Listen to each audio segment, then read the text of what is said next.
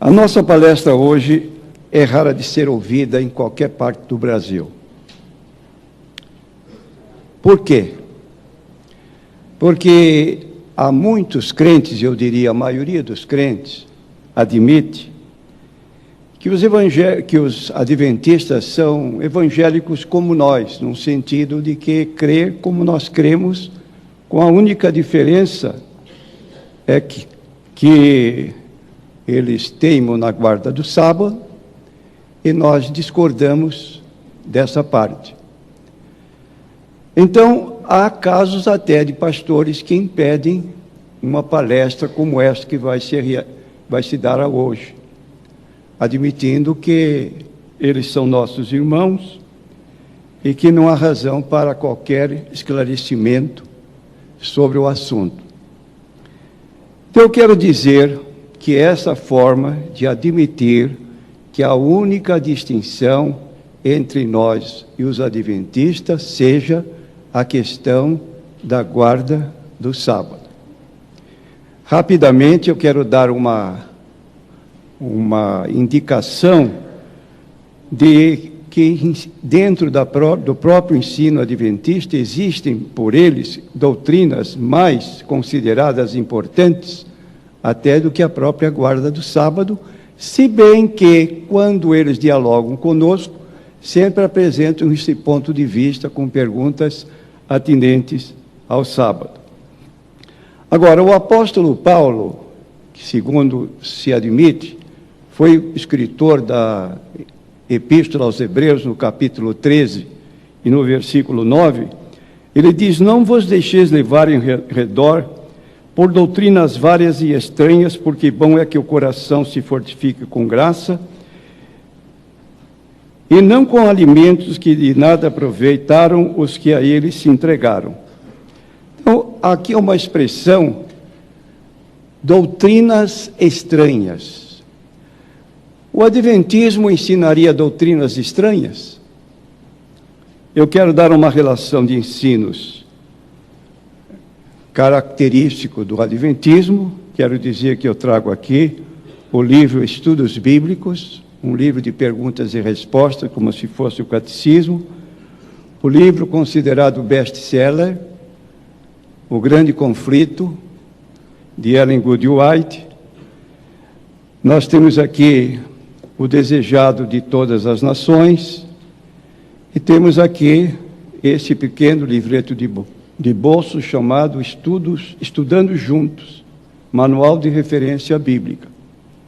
Então, eu não sou um pesquisador que leio livros favoráveis à nossa doutrina sem consultar a fonte de onde esses dizeres foram tirados. Eu faço questão de a fonte para que ninguém me surpreenda com uma declaração de que falei algo que não é verdade. Então, eu quero dizer, você conhece muito ou pouco o adventismo e concorda com essa ideia de que apenas a guarda do sábado nos separa deles?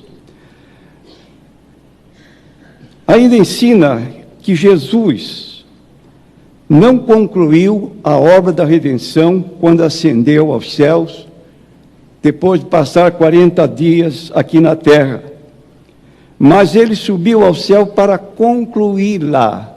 Isto significa, se a obra de Cristo foi apenas iniciada na cruz e não concluída, ela está para ser concluída algum tempo na frente, e isto ainda não se deu. Então, durante este período que leva até a conclusão da obra da redenção, Jesus está exercendo uma atividade diferente daquela que a Bíblia aponta em 1 João 2:1. Meus filhinhos, estas coisas vos escrevo para que não pequeis. Se alguém pecar, temos um advogado para com o Pai, Jesus Cristo justo. Hoje Jesus não funciona como mediador, porque ele está na atividade de juiz, fazendo um tipo de juízo investigativo, como se ele não fosse inocente, para, um pouco antes da segunda vinda de Cristo, ele poder determinar quem terá seu nome mantido no livro da vida ou quem terá o seu nome riscado do livro da vida. Consequentemente, o adventista ensina que hoje uma pessoa pode ter pecados perdoados, mas não pode ter pecados cancelados. Quando sabemos que pecados perdoados e cancelados têm o mesmo sentido. Ora, se o adventista não tem pecados cancelados e apenas perdoados, e que essa confirmação desses pecados poderão ser cancelados futuramente, quando encerrar o juízo investigativo, qual a consequência de uma pessoa que morre hoje? Ele vai dormir na sepultura, é o chamado sono da alma, porque ele não tem uma expectativa do que, qual a situação dele. Agora, você abre a Bíblia em João 5:24, você lê Jesus dizendo: quem ouve a minha palavra e crê naquele que me enviou, tem a vida eterna, não entrará em condenação, passou da morte para a vida. Então, o sono da alma é uma doutrina consequente de uma anterior, que é esse juízo chamado investigativo. Então, quando então Jesus terminar a sua obra redentora, efetiva, o que ele vai fazer com os pecados daqueles que o receberam? Ele vai transferir esses pecados para o diabo, que é o causador do pecado.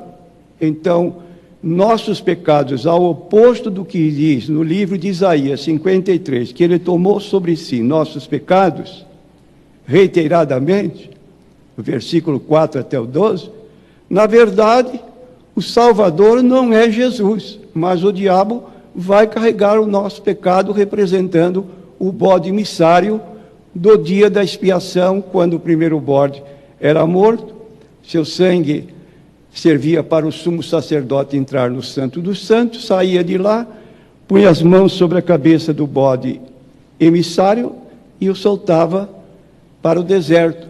Essa simbologia representava as duas etapas da obra de Cristo.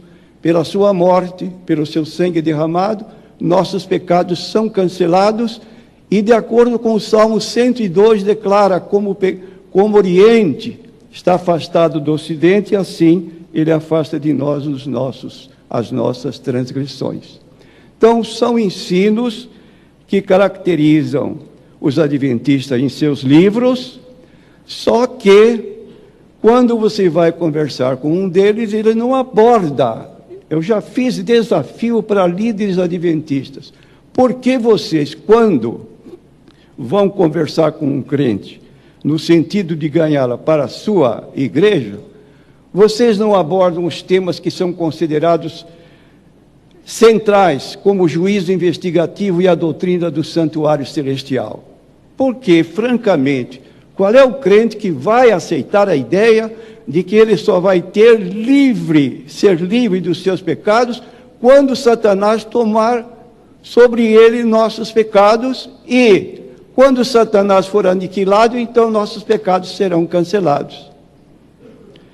Então, são doutrinas estranhas que não chegam aos ouvidos dos nossos irmãos, primeiro porque não estudam, não são aconselhados a conhecer de antemão esses argumentos, e ficamos então presos a apenas uma pergunta que eles nos fazem e querem conseguir nos ganhar para a sua entidade. Aqui está um livro, irmãos, estudando juntos, é um livro capcioso. Sabe o que significa capcioso? É um livro que orienta os adventistas, de modo geral, a como se aproximarem dos crentes evangélicos com uma maneirice, com gentileza, com educação, não abordarem pontos controvertidos, ganhar a simpatia desta pessoa, oferecer um estudo semanal, e quando esta pessoa estiver mais ou menos, como se diz, domesticada, aí ele vai entrar com as doutrinas características do seu movimento. Ora, irmãos, olha só como diz aqui na página 124 desse livro. Ao se aproximar de seus amigos batistas, aborde aqueles pontos que temos em comum. Não entre imediatamente numa discussão acerca do sábado. Fale de Jesus. Que Jesus? É o seu Jesus? Ou é o arcanjo Miguel? Você canta louvores a Miguel ou canta Jesus? Então aqui está a entrada. Evite entrar em controvérsia a todo custo. Você pode ganhar a discussão, mas perder um amigo. Procure estabelecer uma relação, desenvolvendo uma amizade baseada no amor comum por Jesus. Ore com e a favor do seu amigo batista. Quando o amor de Jesus dominar os seus corações no momento certo, sob a direção do Espírito Santo, então poderá explicar as verdades próprias dos adventistas do sétimo dia. Aí a recomendação: partilhe com ele um estudo cristocêntrico ou a leitura de O Desejado de Todas as Nações. Você vai estudar a Bíblia? Não. Você vai estudar um ponto de vista adventista para se envolver. Então, eu digo, quando você conversa com uma testemunha de Jeová, ele vem de frente. Você sabe que é um opositor. Você tem que se preparar, porque você sabe que ele é contra e vai fazer questão de se demonstrar contra. Mas quando a pessoa capciosamente se senta conosco, nos cumprimenta com a paz do Senhor, nos diz que somos irmãos, e começa com esses dados para poder ganhar um adepto, isso chama-se proselitismo. E é problema muito sério que acontece em todo o nosso Brasil. Por isso, uma palestra sobre o que creem os adventistas tem a sua oportunidade. Agora você tem a sua apostila aí, que diz assim: diz Ellen Good White, profetiza dos adventistas do sétimo dia a respeito da importância da guarda do sábado.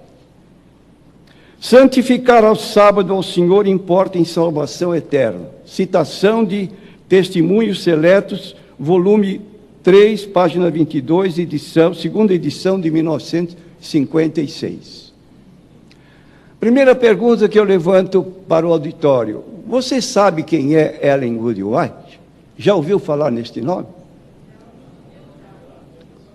Quem ouviu falar em Ellen Good White? Ela é a cofundadora da Igreja Adventista do Sétimo Dia nos Estados Unidos. Mas não é só isso. Ela goza de uma autoridade espiritual comparada à autoridade dos escritores da Bíblia Sagrada. Se você pega este livro, O Grande Conflito, e a Bíblia Sagrada, e se aqui tivesse dois pratos de balança, esses dois livros pesariam igual, porque Ellen White teve a mesma inspiração dos escritores bíblicos. Você sabe, como diz o apóstolo Pedro, que toda a profecia foi proferida não por vontade de homem algum, mas por homens revestidos do Espírito Santo. Então, essa senhora declara a seguinte, quer dizer, agora o que dizem os próprios líderes no livro A Sacudidura e os 144.000. Ao passo que, apesar de nós desprezarmos o pensamento dos pioneiros, nós aceitamos como regra de fé a revelação, é a Bíblia, Velho e Novo Testamento, e é o espírito de profecia. O que você aceita como revelação da parte de Deus? Você diz, cremos na Bíblia Sagrada como única regra de fé. Não aceitamos livros que tenham o mesmo paralelo de autoridade da Bíblia Sagrada. O adventista fala com você mostrando a Bíblia, mas ele esconde de você que aquilo que ele está falando, embora sejam citações da Bíblia, na verdade, são citações de pensamentos, de ideias apontadas por esta senhora que escreveu, segundo eles mesmos, 24 milhões de palavras. Então, irmãos, aqui eu tenho este livro, O Adventismo. O Baldo Torres de Araújo foi 28 anos adventista, ele revela toda a situação dentro do adventismo, e eu tenho aqui uma xerox do livro, Pecador eu sou, transgressor não, também do mesmo escritor. Então você fica sabendo que você admitir que este livro tem igualdade de autoridade com a Bíblia Sagrada, você vê uma proibição disso no livro do Apocalipse 22, versículo 18. E eu testifico a todo aquele que ouvir as palavras da profecia deste livro, que se alguém lhe acrescentar alguma coisa, Deus fará vir sobre ele as pragas que estão escritas neste livro. Quando e como surgiu a Igreja Adventista? Há um livro que eu tenho em casa chamado Administração da Igreja. Este livro diz assim: envergonhamo-nos de ser chamados adventistas? E responde, não nos envergonhamos. Quando eu peguei este livro, eu fiquei surpreso. Envergonhar-se? Por quê? Que razão teria? Sim, neste livro aqui está apontado o grande desapontamento. Você sabe o que significa desapontamento? Decepção. Marcaram a data da volta de Cristo para 21 de março de 1843. O líder do movimento, chamado William Miller, coadjuvado por Ellen Good White. O que você espera que aconteceu? Nada. Segundo, um tal de Samuel Snow interpretou que aquela data estava errada, a data correta era 22 de outubro de 1844. Eureka! Achamos agora não falha. O movimento cresceu, crentes de várias igrejas evangélicas se uniram àquele grupinho que estava dando ali esse início de afirmar a segunda vinda de Cristo com data fixada. Também não aconteceu. Este livro aqui, irmãos, agora de Ellen Good White, na página 80 desse livro, escrito por um ex-adventista, citando a literatura dela, ele diz assim: retiro do livro Primeiros Escritos de Ellen Good White, primeira edição, página 15, logo ouvimos a voz de Deus semelhante a muitas águas, a qual nos anunciou o dia e a hora da vinda de Jesus. Que beleza, hein? Logo ouvimos a voz de Deus semelhante a muitas águas, a qual nos anunciou o dia e a hora da vinda de Jesus. Aí você abre a Bíblia em Mateus 24, 36 e lê lá o quê? Daquele dia e hora ninguém sabe, mas Ellen White recebeu revelação. Isso é sério, irmãos? Agora escute mais. Pressionada por adeptos insatisfeitos com informações impróprias, a senhora Ellen Good White acabou fazendo esta declaração que a ninguém convence, mas deixa mais dúvidas. Não tenho o mais leve conhecimento quanto ao tempo anunciado pela voz de Deus. Ouvi a hora proclamada, mas não tinha lembrança alguma daquela hora depois que saí da visão. Mensagens Escolhidas, primeira edição, páginas 75 e 76. Que tal, irmão? É para levar a sério? Mas isso é aceito por homens eminentes com títulos de teólogos. Eu recebi uma carta de um teólogo adventista. Ele fez questão de colocar no início, mestre em teologia. Para que aquele título? Para dialogar com um pequenininho como eu? Precisa apresentar. Você tem título de teologia? Então não corresponde. Só que Ellen Good White era semi-analfabeta. Ela, aos 9 anos, andando com um grupo de colegas para a escola, uma das colegas se indispôs com ela, tirou uma pedra, caiu bem no rosto, deformou o rosto. E ela ficou muito tempo acamada. Por fim se restaurou, foi para a escola, mas não tinha mais condições mentais de acompanhar os estudos. Agora, pensa bem, irmão, como é que uma mulher defeituosa intelectualmente podia escrever 24 milhões de palavras? Um escritor adventista por nome Walter Rea esclarece. Publicou um livro, The White Lie, A Mentira Branca, mostrando tintim por tintim de onde ela copiava aquilo que ela declarava como sendo de sua edição, inclusive neste livro. É séria? E alguém pergunta, o senhor disse que o adventismo é seita. Sim, é uma seita. Primeira razão, porque não aceita a autoridade única da Bíblia.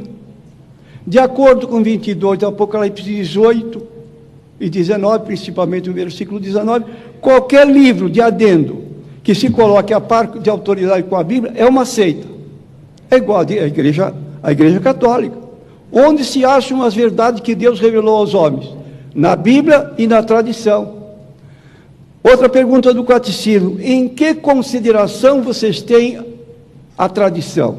Na mesma consideração que se deve ter a Bíblia Sagrada. Ora, isso não é um acréscimo?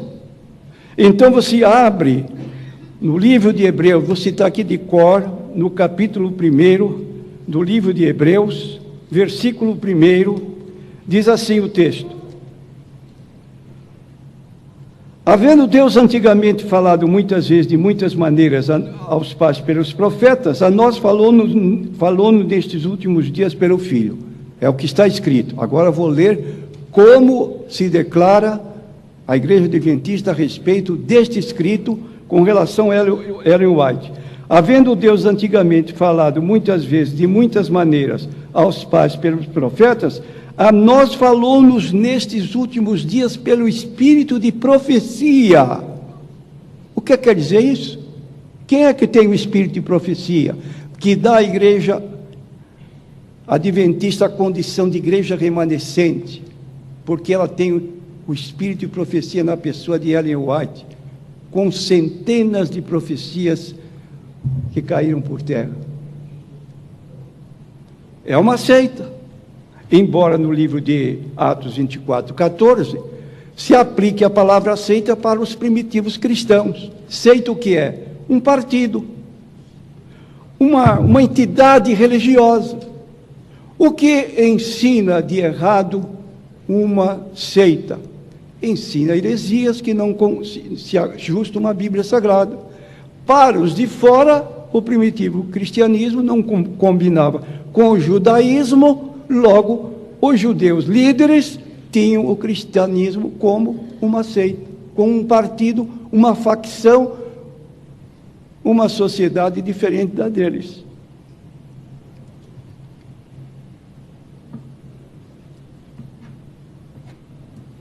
Logo, se Ellen Good White declara santificar o sábado ao Senhor importa em salvação eterna, esta é a razão por que cada adventista procura fazer o máximo de levar pessoas a esse conhecimento da guarda do sábado como fundamental para a sua salvação. Capítulo 2 do livro de Colossenses, nós temos aqui essa passagem que é a passagem detestada pelos adventistas do sétimo dia, que não querem reconhecer que aqui está a palavra-chave para a abolição do sábado. Diz ele, Paulo, no versículo 16 de Colossenses 2,16: portanto, ninguém vos julgue pelo comer, ou pelo beber, ou por causa dos dias de sábado, ou da lua nova, ou dos sábados. 17, que são sombras das coisas futuras, mas o corpo é de Cristo. Não esqueça desse versículo. Ninguém vos julgue pelo comer, pelo beber, por causa dos dias de festa, ou da lua nova, ou dos sábados. Se você mostrar este versículo para um adventista como prova da abolição do sábado e da não sua obrigatoriedade para guardar, que Paulo apresenta como sombras, coisas passageiras, como você tem a festa da Páscoa no Antigo Testamento, e você tem em 1 Coríntios 5,7, Cristo, nossa Páscoa, foi sacrificado por nós. Então o cristão não celebra a festa de Páscoa, ele tem a ceia do Senhor, porque Cristo é a nossa Páscoa. Então o sábado é a mesma situação. Você encontra em Mateus 11:28, vinde a mim todos que estáis cansados e oprimidos, eu vos aliviarei. A sombra, a guarda do sábado, passou, a realidade chegou com o descanso que Jesus dá, não apenas físico, mas principalmente espiritual.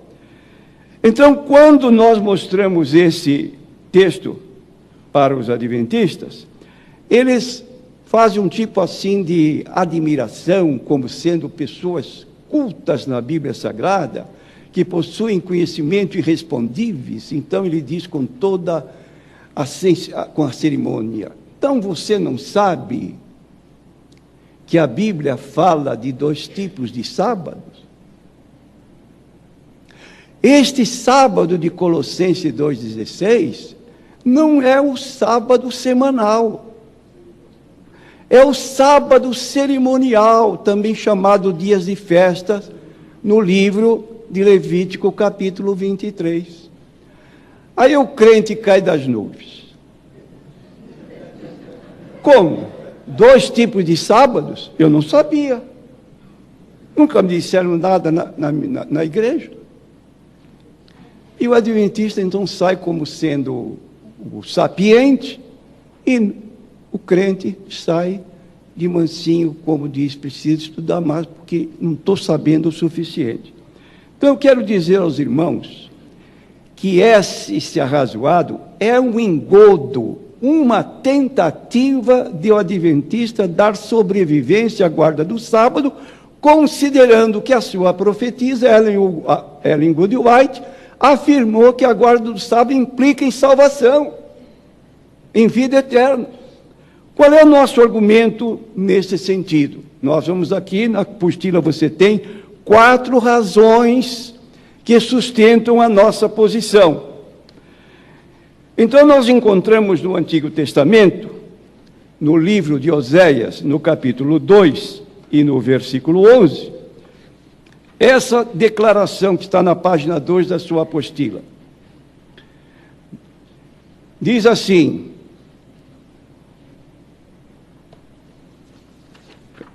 começa aqui: e farei cessar todo o seu gozo, as suas festas, as suas luas novas e os seus sábados, e todas as suas festividades. Aqui há uma profecia: farei, futuro, cessar o quê? Suas festas, suas luas novas e seus sábados e todas as suas festividades. Ora, com a morte de Jesus na cruz, em João 19:30, tudo está consumado. Diz que o véu do santuário se rasgou em 2 partes, alto e baixo, Mateus 27:51. Com isso, encerrou-se o ministério da lei. Ora, esta parte do capítulo 2, 14 a 17, capítulo 2, versículo 14 a 17 de Colossenses, é exatamente essa parte que Paulo está falando à igreja de Colossos, porque nos seus dias havia a posição dos judaizantes, que saíam de Jerusalém, chegavam aos crentes de cidades gentílicas e cochichavam, não propriamente, especificamente a guarda do sábado, mas você é circuncidado? Se você não for circuncidado e não andar conforme o uso de Moisés, você não pode se salvar. Ora, aquilo perturbava os crentes novos, nunca tinham visto. Eram gentios, não estavam acostumados a essa circuncisão. E hoje mudou, só mudou a característica de não falar em circuncisão, mas falar, você guarda o sábado. Se não guardar, você não tem vida eterna. Então, nós dizemos aqui que o apóstolo Paulo está expondo este problema com muita clareza. E existem 4 razões para explicar que a defesa feita pelos adventistas em relação à guarda do sábado é sem base bíblica. Primeira razão que nós apresentamos: os dias de festa. Veja que Colossenses 2,16 começa: portanto, ninguém vos julgue pelo comer, pelo beber, por causa dos dias de festa. A expressão dias de festa de Colossenses 2,16 se relaciona com os feriados anuais ou sábados cerimoniais que eram denominados dias de festa. Está no capítulo 23 de Levítico, versículo 37, são estas as festas fixas do Senhor que proclamareis para as santas convocações para oferecer ao Senhor. Logo em seguida, os sábados cerimoniais ou anuais já estão incluídos nessa frase, restando a palavra sábados um sentido diferente de sábados semanais, quando ele diz no capítulo 23, versículo 38, além dos sábados do Senhor. Então tem as festividades, são as festas de Asmo, Páscoa, Pentecoste, trombeta, expiação, primeiro e último dia da festa dos tabernáculos. Isso não implica mais com o cristão, ninguém vos julgue por causa dos dias de festa. E em seguida ele apresenta, além dos sábados do Senhor, que também entram nesse bojo de coisas passageiras da lei que não nos devem incomodar mais. Então, quando Paulo declara, ninguém vos julgue por causa dos dias de festa, ele está abordando dias sagrados semanais ou anuais. Ele está abordando dias de festa anuais. Depois, lua nova, dias sagrados mensais, ou dos sábados semanais. Então, a expressão que aparece, dias de festa, lua nova, e sábados, ou sábados, luas novas e dias de festas, são uma maneira de identificar os dias que eram sagrados no ano, os dias que eram sagrados no mês e os dias que eram sagrados semanalmente pelos judeus.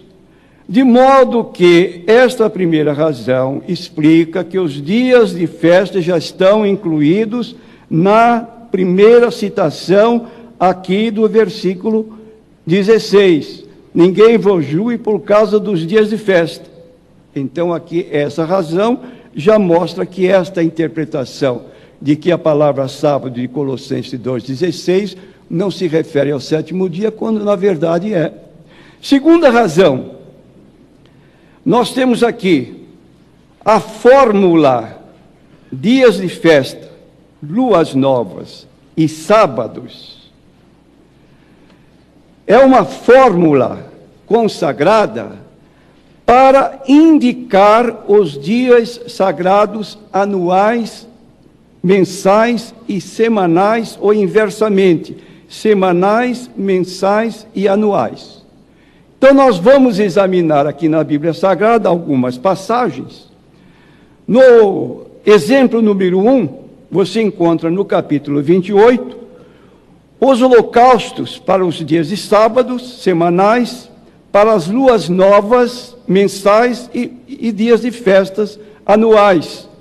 Então, no versículo 9 e 10, do capítulo 28, do livro de Números, diz o texto: no dia de sábado, 2 cordeiros de 1 ano sem mancha. Holocausto é do sábado em cada semana. Nós temos em seguida, no versículo 14, que diz: e as suas libações, metade de um vinho e um bezerro. Este é o holocausto da lua nova de cada mês, segundo o mesmo ano. No versículo 14, porém, no mês primeiro, aos 14 dias do mês, é a Páscoa do Senhor. E aos 15 dias do mesmo mês haverá festa, 7 dias e se comerão pães asmos.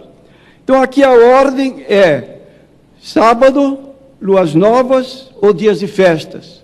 Ou dias de festas, luas novas e sábados. Sempre indicando pela expressão dias de festa, os sábados anuais. Pela expressão luas novas, os dias sagrados mensais. E pela palavra sábados, os sábados semanais. Temos aqui o segundo exemplo, primeiro Crônicas 23, 31. E para cada oferecimento dos holocaustos do Senhor, eu gostaria que você dissesse agora se esta palavra sábado se aplica ao sábado semanal ou os dias de festa anuais. Nos sábados, cada semana, nas luas novas, cada mês, e nas solenidades, cada ano, por conta, segundo o seu costume, continuamente. Então, acrescentamos aqui um parêntese para você saber que a palavra sábados, cada semana, luas novas, cada mês, nas solenidades, cada ano. Terceiro exemplo, segundo Crônica 2:4. Porque eu estou para edificar uma casa ao nome do Senhor meu Deus, para lhe consagrar, para queimar perante ele incenso aromático, e para o pão contínuo da proposição, e para os holocaustos da manhã e da tarde, cada dia, nos sábados, cada semana, nas luas novas, cada mês, e nas festividades do Senhor, nosso Deus, cada ano. Então, estas passagens bíblicas sempre ordenam uma fórmula: semanal, mensal, anual, ou anual, mensal, semanal. Temos o quarto exemplo, segundo Crônicas 8:13. E isto segundo o dever de cada dia, oferecendo segundo o preceito de Moisés, nos sábados, cada semana,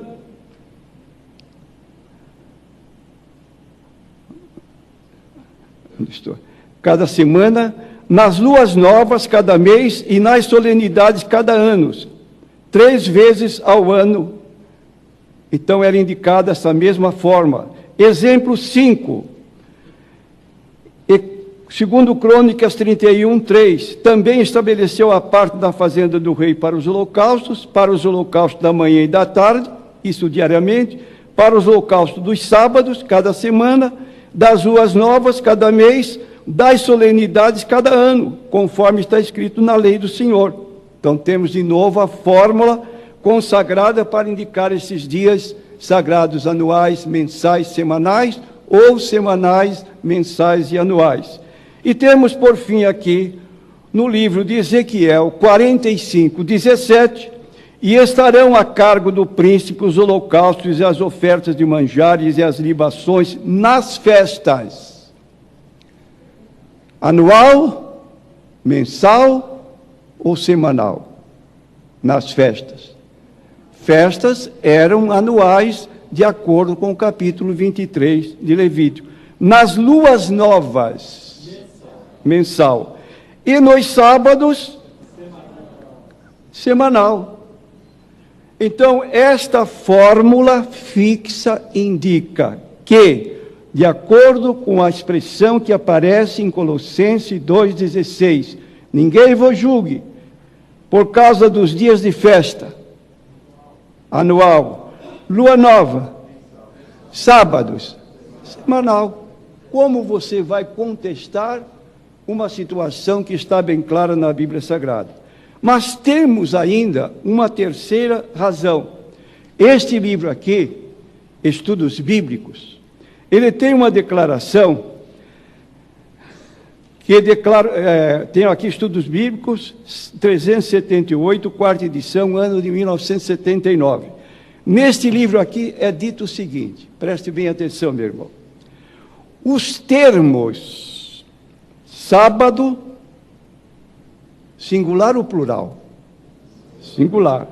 Sábados, plural. E dia de sábado ocorrem 60 vezes no Novo Testamento. Você sabia? E em cada caso, exceto um, referem-se ao sétimo dia.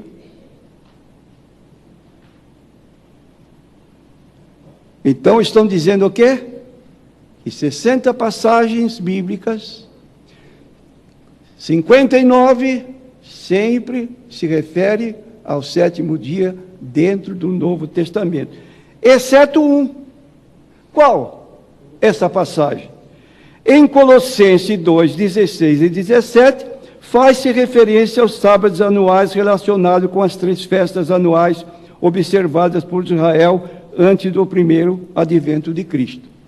Então, considere o seguinte, há uma regra em hermenêutica que diz assim, a Bíblia, com a Bíblia, se interpreta. Isto significa que se você, confessadamente pelos adventistas, encontra a palavra sábado 60 vezes, e eles próprios dão a palavra sábado o sentido de sábado semanal, de Colossenses também 2,16, como é que eles podem, nessa única passagem, eles como que discordar, invalidando a própria tradução que eles reconhecem como sábado semanal? Nós estamos em época de eleições. Eu vou disputar aqui a vereança, não sei se tem, com o pastor Paulo. Eu moro em Santos, transfiro o título para cá, isso figuradamente. Tenho 2 votos, e ele teve 58 votos ou 59 votos. Quem ganhou? Ele ganhou com maior quantidade de votos. Então, se a Bíblia se interpreta com a Bíblia, e há 59 referências dentro do Novo Testamento que concordam com os adventistas serem a palavra sábado, só nesta passagem de Colossenses 2,16, eles se veem na alternativa de negar a própria interpretação, dizendo que não, aqui não é o sábado semanal, aqui é o dia de festa, só que o dia de festa já foi primeiramente mencionado, dias de festa, lua novas e sábados. Então, o arrazoado deles não tem consistência. Aqui eu posso dizer que é o que nós chamamos o calcanhar de Aquiles dos adventistas do sétimo dia, quando querem pisar firmes que é preciso a guarda do sábado para se obter a vida eterna, segundo a autoridade de Ellen G. White. Não tem cabimento essa interpretação, mas nós temos uma quarta razão. Há um livro que eu tenho em casa que diz o seguinte, o livro chama-se Do Sábado para o Domingo, página 32, edição de 1996, que diz assim, se esta passagem de Colossenses 2,16 tivesse sido usada no singular, sábado, teria ficado claro, naturalmente, que se pretendia ensinar que esse mandamento havia deixado de ser obrigatório e que o sábado não mais devia ser observado. Então, aqui há uma declaração de um líder que declara que se não tivesse o S final, sábados, e apenas a palavra sábado singular, aí sim, teríamos razão. Mas estando no plural, isso não prova nada. Ora, você se lembra que nós lemos neste livro aqui, Estudos Bíblicos, que declara que os termos sábado, singular, sábados, plural, e dia de sábado, aparecem quantas vezes no Novo Testamento? 60 vezes. Ora, então você encontra no Novo Testamento várias referências bíblicas que nós juntos vamos consultar para ver se essa alegação de que se fosse singular seria sábado semanal. Mas como é plural, não, é os dias de festa que já são mencionados em Colossenses 2,16. Algumas referências onde aparece a palavra sábado singular ou sábados. 12 de Mateus, versículo 5. Ou não tendes lido na lei que aos sábados, singular ou plural? Se refere ao sétimo dia ou ao sábado anual? Sétimo dia. Não está no plural? Mas aqui foi dito que se fosse no singular, seria o sábado semanal. Plural não. Já no livro Estudos Bíblicos declara que a palavra sábado singular, sábados plural, dia de sábado, aparece 60 vezes. Logo, Mateus 12,5 está falando do sábado semanal. Mateus 12,12. Pois quanto mais vale um homem do que uma ovelha, e por consequência, lícito é fazer bem nos sábados. Plural, sábado semanal ou não? Semanal. De acordo com Colossenses 2,16. Lucas 4,31. E desceu a Cafarnaum, cidade da Galileia, e os ensinava nos sábados. Plural, indicando o sétimo dia. De acordo com Colossenses 2,16. Então, não há base para a sustentação da guarda do sábado. Reconhecemos as 4 razões que implicam que o sábado semanal já era. Ninguém vos julgue por causa dos dias de festas, das luas novas mensais e dos sábados semanais, que são sombras e não devem mais perturbar os cristãos. Agora você encontra, então, irmãos, que você... Outra colocação aqui, os mandamentos de Jesus, que os adventistas, quando leem que Jesus deu mandamento aos seus discípulos, sempre eles teimam. Está vendo? Você ama Jesus, você tem que guardar seus mandamentos. Ele disse, aquele que me ama, guarda o meu mandamento. Que ele tem em mente quando ele fala de mandamentos citados por Jesus? Qual é a ideia que ele faz? Ele diz, são os 10 mandamentos, e no meio está o sábado. Logo, você tem que guardar o sábado. Então acompanhe comigo, rapidamente, João 14,15. Se me amardes, guardareis os meus mandamentos. Aquele que tem os meus mandamentos e os guarda, esse que me ama. João 14,21. Se guardardes os meus mandamentos, permanecereis no meu amor, do mesmo modo que guardo o mandamento do meu Pai, permaneço no seu amor. João 15,10. E nisso sabemos que o conhecemos se guardarmos os seus mandamentos. 1 João 2,3. Nisto conhecemos que amamos os filhos de Deus, quando amamos a Deus e guardamos seus mandamentos. Jesus deu mandamento? Sim.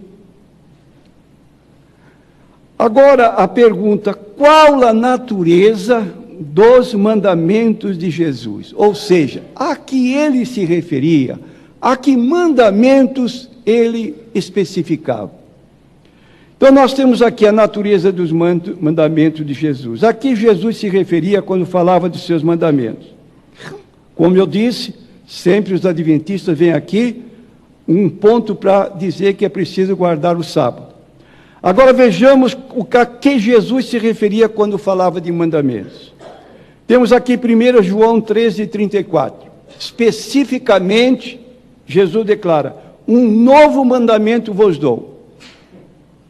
Que vos ameis uns aos outros como eu vos amei a vós, que também vós uns aos outros vos ameis. Tem alguma relação com o sábado? Não. Segundo, o meu mandamento é este, que vos ameis uns aos outros assim como vos amei. João 15, 12. Tem alguma coisa com o sábado? O meu mandamento é este, que criamos no nome do seu Filho Jesus Cristo, nos amemos uns aos outros, segundo o seu mandamento. 1 João 3, 23. Qualquer relação com o sábado? E dele temos este mandamento, de que quem ama a Deus, ame também o seu irmão. 1 João 4, 1. Qualquer relação com o sábado? 4, 21 de 1 João.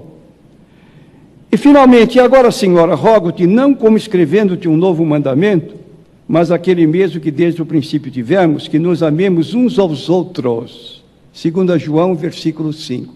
Está específico a que Jesus se referia quando falava em guardar seus mandamentos? Está claro que não tinha essa correlação com a guarda do sábado, como pensam os adventistas. Agora, irmãos, temos aqui a profecia da guarda do domingo. Os adventistas nos acusam de que nós guardamos o domingo porque houve um decreto de Constantino, no ano 321 da nossa era, que alterou a situação e passaram a guardar o primeiro dia da semana e ainda afirmam que Constantino foi específico no decreto que descanse no venerável dia do sol.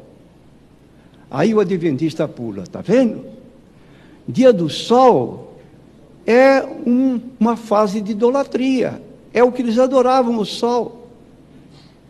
Por isso, dizem eles com muita galhardia, você sabe como se pronuncia em inglês a palavra domingo? Sunday. Sunday, está vendo? O que quer dizer sun, S-U-N, day? Dia do sol, é um dia pagão. E o crente cai.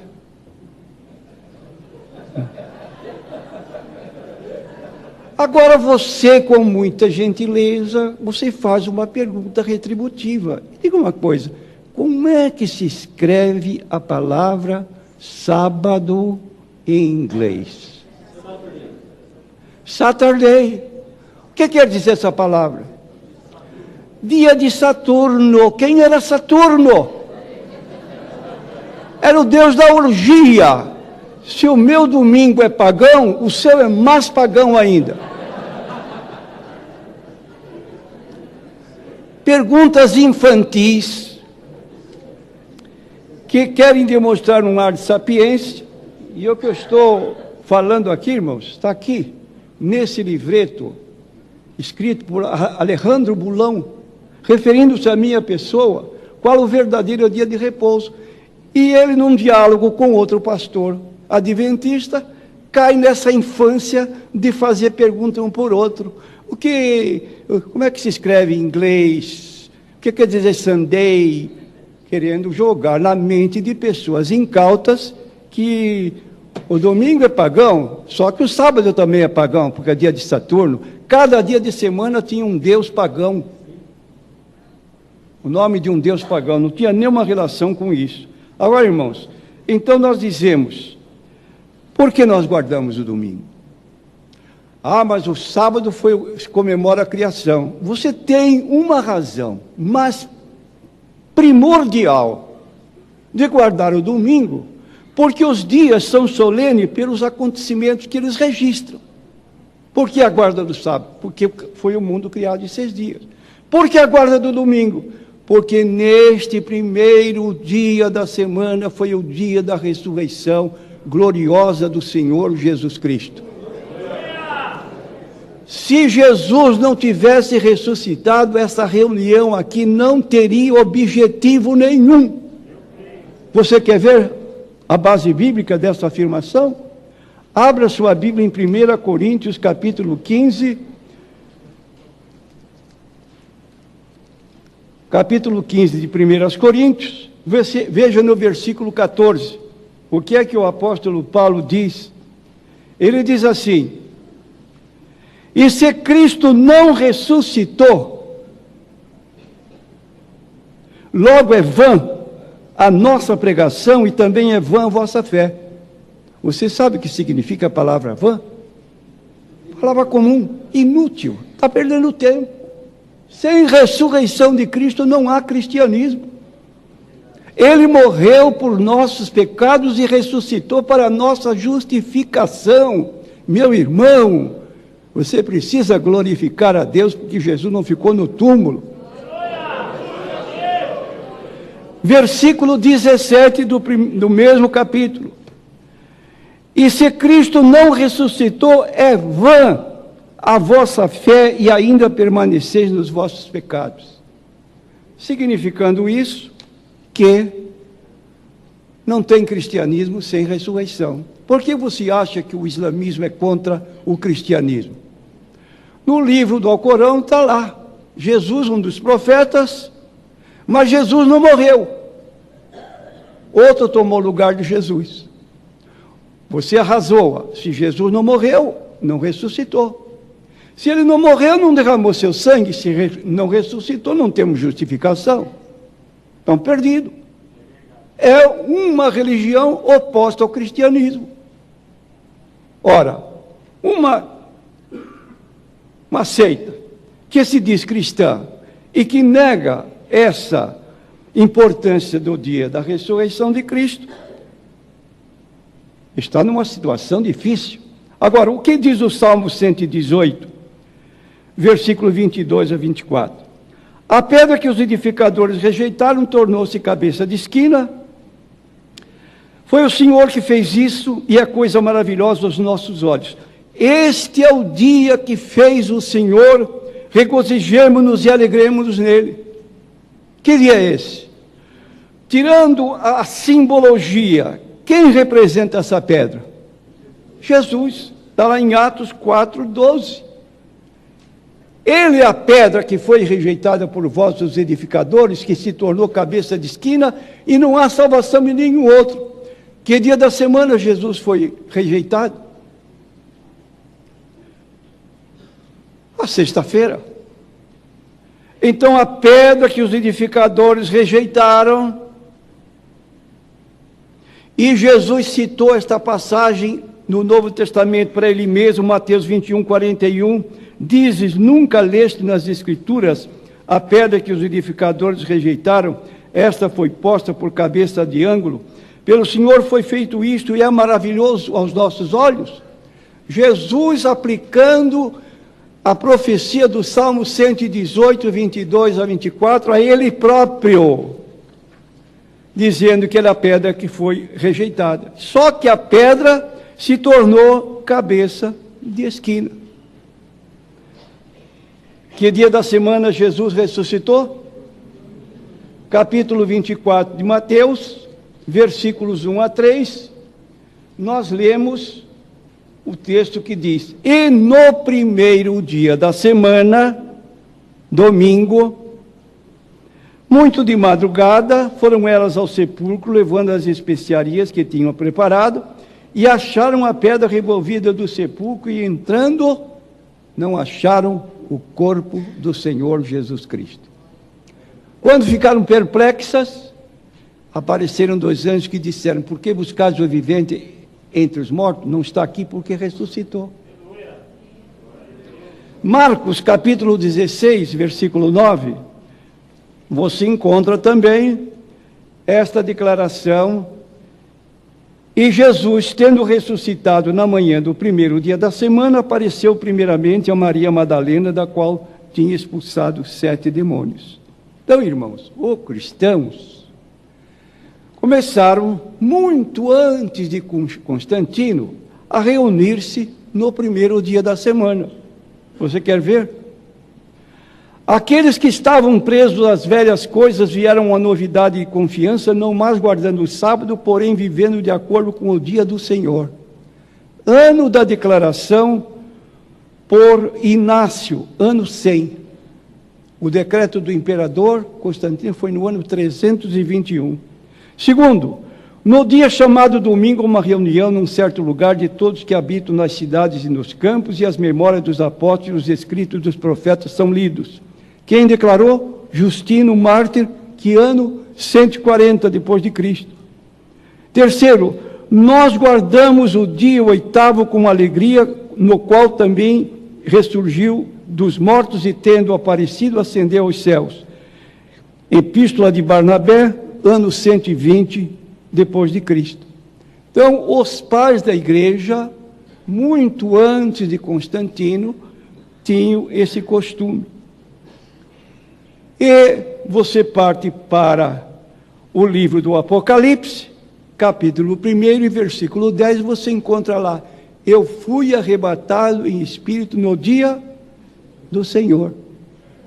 Que dia é este da semana? Se a Bíblia com a Bíblia se interpreta, nada melhor do que você pegar outras traduções e fazer um paralelo. Então você encontra na tradução de Antônio Pereira de Figueiredo: eu fui arrebatado em espírito num dia de domingo. Logo, o dia do Senhor é o domingo. Segunda, num domingo, caindo em êxtase, ouvi atrás de mim uma voz. Edições Paulinas. Um dia de domingo fui arrebatado em espírito. Tradução de Mato Soares. No dia do Senhor, no domingo, anotação no rodapé da Bíblia, tradução na linguagem de hoje. Nós queremos dizer que nós não transferimos as obrigações da guarda do sábado para domingo.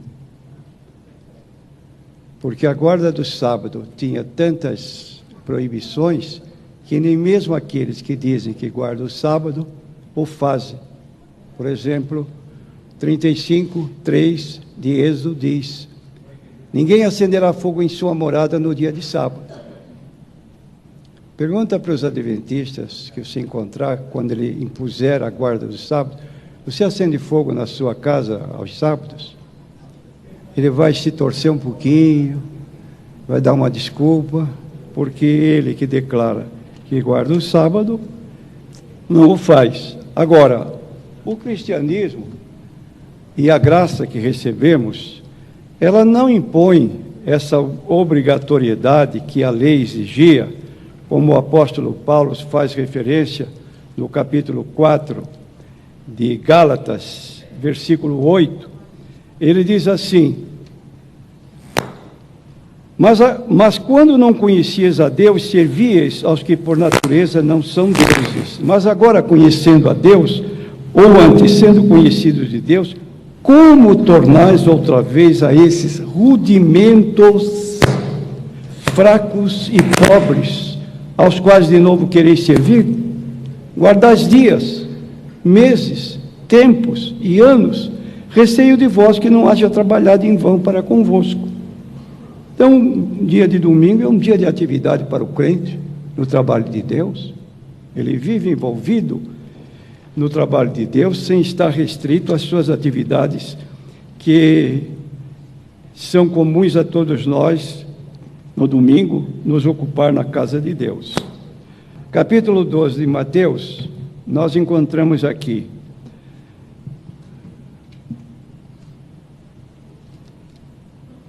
naquele tempo, passou Jesus pelas searas em um sábado, e os seus discípulos, tendo fome, começaram a colher espigas e a comer. E os fariseus, vendo isto, disseram-lhe: eis que os teus discípulos fazem o que não é lícito fazer num sábado. Ele, porém, lhes disse: que não tendes lido o que fez Davi, quando teve fome, ele e os que com ele estavam? Como entrou na casa de Deus e comeu os pães da proposição que não lhe era lícito comer, nem aos que com ele estavam, mas só os sacerdotes? Ou não tendes lido na lei que aos sábados os sacerdotes violam o sábado no templo e ficam sem culpa? Pois eis aqui vos digo que quem é maior do que o templo. Mas se vós soubesses o que significa misericórdia quero e não sacrifício, não condenaríeis os inocentes, porque o Filho do Homem até do sábado é Senhor. Então vejamos aqui o seguinte, irmãos. Jesus respondeu à acusação dos fariseus contra os seus discípulos, defendendo seus discípulos. Por quê? Porque ele comparou com um exemplo do Antigo Testamento. citando: não tendes lido o que fez Davi quando teve fome e eles que com ele estavam? O que ele fez? Proibido. Ele comeu os pães da proposição, que eram reservados só para os levitas. Como entrou na casa de Deus e comeu os pães da proposição? Ele invalidou um preceito cerimonial da lei. E Jesus fez paralelo com a acusação de que a acusação que os discípulos estavam recebendo tinha o mesmo efeito, um e outro. Agora, diz ele em seguida: ou não tendes lido na lei que aos sábados os sacerdotes no templo violam o sábado e ficam sem culpa? Então aqui está o problema resolvido. Já pensou, irmãos? Os sacerdotes no templo violam o sábado e ficam sem culpa. O que os sacerdotes no templo faziam que violava a guarda do sábado? Acendiam fogo, rachavam lenha, transportavam água para fazer asepsia numa criança que tivesse nascido há 8 dias e completasse o oitavo dia do nascimento naquele dia. Então a circuncisão ficava subordinada à guarda do sábado. Dava-se preferência à circuncisão e não à obediência à guarda do sábado, porque poderia se invocar. Ora, o sábado é maior do que a circuncisão, e os sacerdotes violavam uma lei menor para cumprir uma lei maior, a circuncisão. Quem é que guarda a circuncisão hoje? Quem é que prega a circuncisão? Então Jesus conclui por fim: se soubesses o que significa misericórdia quero e não sacrifício, não condenarias os inocentes. Os discípulos foram acusados. Qual é o veredito do juiz? Culpado ou inocente? Repita. O veredito do juiz sobre a acusação dos discípulos: estão fazendo o que não pode fazer no sábado. Se vocês tivessem misericórdia, vocês não acusariam os inocentes. Que autoridade tem Jesus para fazer isso? Colocar-se acima de um mandamento que estava no decálogo? Ele disse: porque o Filho do Homem é Senhor. Ele não disse que o sábado é dia do Senhor.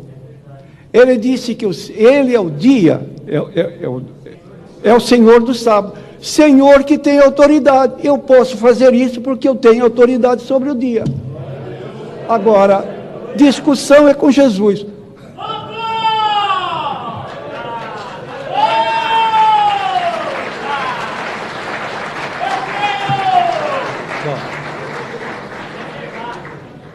Gostaria de saber sobre o que o senhor acha de colégio, faculdade adventista. Errado estudar lá, pois eles não ensinam a doutrina da igreja, somente as disciplinas normais. Olha, quem escreveu isso, meu prezado irmão ou minha irmã, você está completamente enganada. Não seriam tão ingênuos os adventistas de formar uma escola pública de ensino secular apenas com esse objetivo? De jeito nenhum.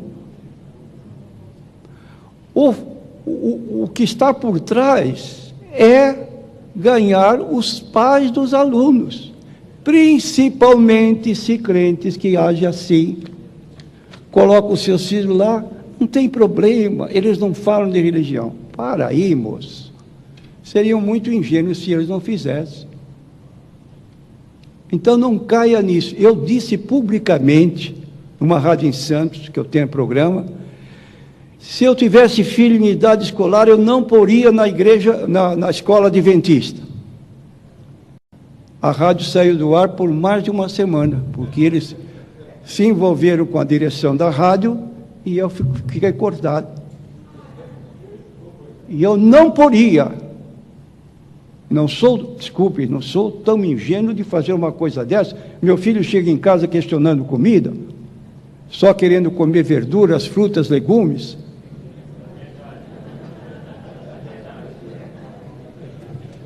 E a última pergunta, pastor Natanael Rinaldi, por que existem igrejas que convidam os arautos do rei para apresentarem suas igrejas? O que o senhor acha disso?